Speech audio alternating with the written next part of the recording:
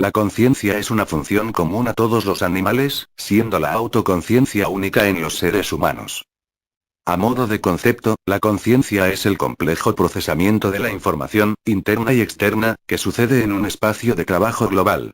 De manera más sencilla, es la capacidad del organismo para conocer sus propias experiencias y las de su entorno junto a la posibilidad de percatarse de la realidad tanto externa como interna.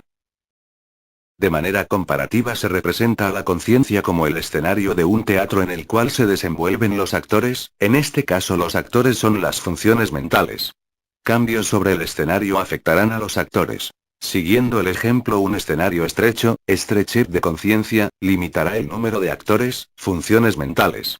La clausura del escenario, estado de coma, impedirá el desarrollo de la obra, no se podrá evaluar las funciones mentales. Semiología de la conciencia. De estos antecedentes se desprende que la conciencia es la primera función a ser evaluada, ya que si está afectada, el resto de funciones mentales se alteran. La conciencia intacta constituye la base de un funcionamiento psíquico correcto. La conciencia se explora por observación, durante la entrevista y finalmente por exploración complementaria, por ejemplo, mediante el electroencefalograma. Para fines didácticos, la conciencia abarca dos dimensiones. 1. Conciencia de lo que es externo al individuo, es decir, la capacidad para captar el mundo externo. 2. Conciencia del yo, capacidad para captar el mundo interno y poseer el sentido de integridad.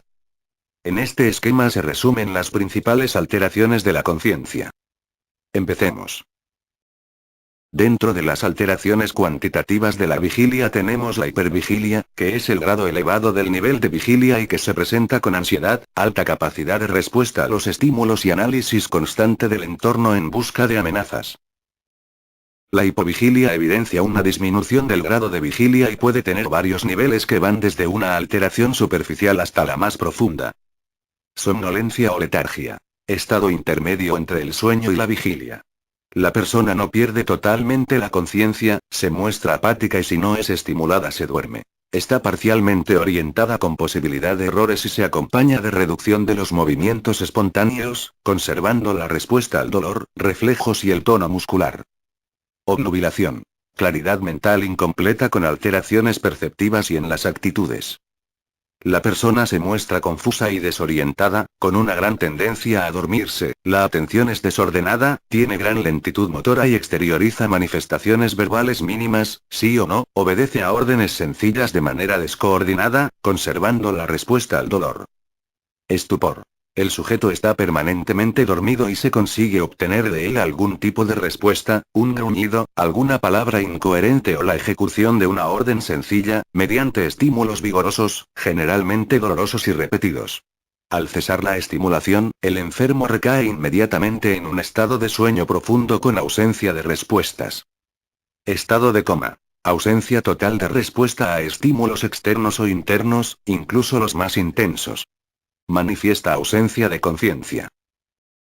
Despersonalización. Experiencia en la cual el sujeto se siente extraño, irreal y desprendido del ambiente o de sí mismo, es decir, siente estar fuera del cuerpo o que sus partes componentes son demasiado grandes o pequeñas, o bien que no están bajo control.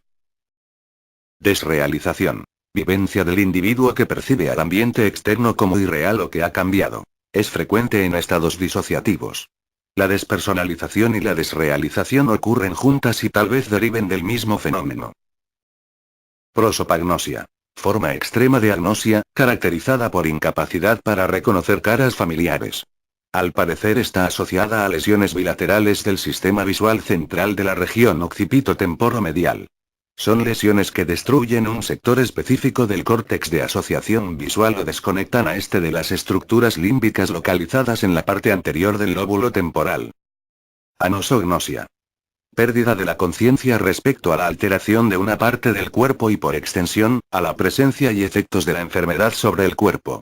El sujeto se muestra indiferente a la parte del cuerpo alterada o niega que esté ahí. Cuando se le enfrenta a la situación, niega la evidencia. El término fue introducido por Babinski en 1914, refiriéndose a la indiferencia o negación del individuo a una hemiplegia. Existen 3 síndromes que poseen esta alteración. A. Síndrome de Charcot-Willebrand, agnosia visual y pérdida de la visualización de imágenes. B. Síndrome de Anton, ciego que confabula afirmando ver objetos. Y C. Síndrome de Hertzmann, acalculia, agnosia, agrafía y desorientación derecha-izquierda. Asomatognosia. Es una forma de agnosia corporal que consiste en la incapacidad para reconocer, diferenciar e integrar las diferentes partes del esquema corporal. Asterognosia. Incapacidad para reconocer los objetos a través del tacto. Ocurre ante lesiones del cuerpo calloso. Miembro fantasma. Percepción de un miembro amputado, habitualmente asociado a dolor intenso. El fenómeno guarda relación con la representación en la corteza, homúnculo de Penfield, del miembro amputado. Si tienen preguntas, por favor escriban a través del foro del aula virtual de psicopatología.